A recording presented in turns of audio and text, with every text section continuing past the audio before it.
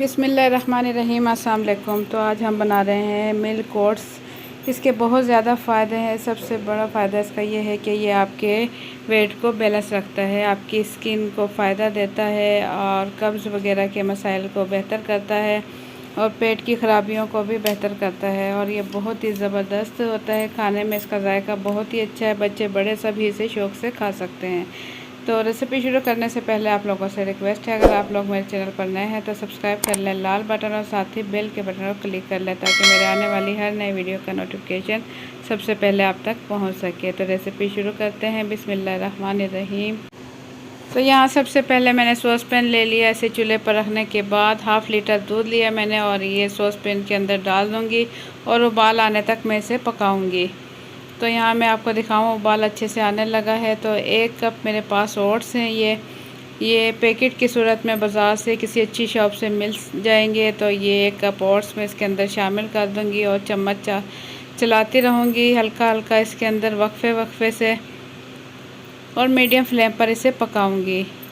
बहुत ही ज़्यादा फ़ायदेमंद और बहुत ही झटपट तैयार होने वाली रेसिपी है। बहुत ही जल्दी तैयार हो जाती है। तो इसे पकने में लगेंगे तकरीबन 4 से 5 मिनट लगते हैं। ज़बरदस्त रेसिपी बनके हो जाती है तैयार। तो इसमें मैं चम्मच चलाऊँगी, ये आपको दिखाऊँगी। ये काफ़ी हद तक पक चुके हैं और ये पक रहे हैं।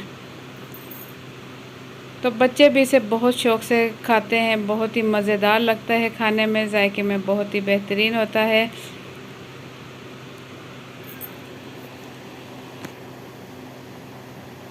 तो हल्का हल्का चम्मच चलाती रहूँगी। यहाँ मैं आपको दिखाऊँ, दूध इसका खुश्क होने लगा है और ये अच्छे से गल चुका है। ये देखें, अब ये बिल्कुल रेडी है, क्योंकि ठंडा होने के बाद दूध इसका मज़ीद जो है वो खुश्क हो जाएगा। तो मेरे पास ये कुछ खुश्क मेवे हैं, जिसमें है किशमिश है, बादाम और पिस्ते हैं बारीक कटे हुए। ये तमाम खुश्क मेवे मैं इसके अंदर डाल दूँगी। आपके पास जो भी हैं आप वो इस्तेमाल कर सकते हैं, नहीं भी हैं तो कोई मसला नहीं, स्किप भी कर सकते हैं।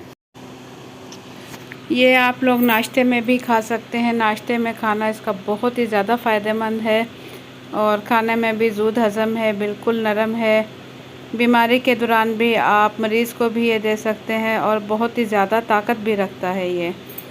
तो ये मैं प्लेट में निकाल चुकी हूँ और ठंडा कर चुकी हूँ। थोड़े से मैंने मेवे बचा लिए थे, खुश्क मेवे, वो इसके ऊपर डाल दूँगी। और मीठे की जगह आप चीनी का इस्तेमाल कर सकते हैं, लेकिन सबसे बेहतर ये है कि अगर आपके पास शहद है तो शहद का इस्तेमाल करें, वो बहुत ही ज़्यादा फ़ायदेमंद है। और सबसे बड़ी बात यह है, हमारे नबी पाक सल्लल्लाहु अलैहि वसल्लम की पसंदीदा ग़िज़ा है। तो इसके ऊपर मैं शहद डाल दूँगी इस तरीके से। तो आप लोगों को मेरी आज की ये रेसिपी कैसी लगी, अपना फ़ीडबैक कमेंट्स के ज़रिए ज़रूर दें। अगर रेसिपी पसंद आई है तो वीडियो के नीचे दिए हुए लाइक के बटन को ज़रूर क्लिक कर दें, और अगर मेरे चैनल पर नए हैं तो सब्सक्राइब कर लें लाल बटन और साथ ही बेल के बटन को क्लिक कर लें ताकि मेरे आने वाली हर नई वीडियो का नोटिफिकेशन सबसे पहले आप तक पहुँच सके। तो इसी के साथ मुझे दें इजाज़त। अपना बहुत सा ख्याल रखें, दुआओं में याद रखें। अल्लाह हाफिज़।